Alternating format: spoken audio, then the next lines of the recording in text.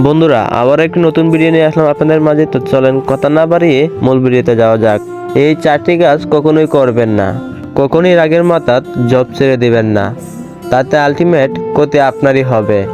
এমন সিচুয়েশন হলে যে কোনো একটা অজুহাতে অফিস থেকে ছুটি নিয়ে বের হয়ে যান। নিজেকে সময় দিন, নিজের সাথে কথা বলুন, একা থাকুন, পার্ক বা কোনো নিরিবিলি জায়গায় বসে বাদাম বা ঝালমুড়ি খান। আর ভাবুন, এই জবের টাকায় আপনি বা আপনার ফ্যামিলি চলে, ইভেন এই বাদাম খাওয়াও চলে। বন্ধু বান্ধব যতই থাকুক, মাস শেষে বেতনের টাকাটা তারা আপনাকে দেবে না। আশা করি আপনার মাথা ঠান্ডা হবে। না হলে তিতা সত্য একটা কথা বলি, শূন্যস্থান পূরণ হয়ে যায় দ্রুত।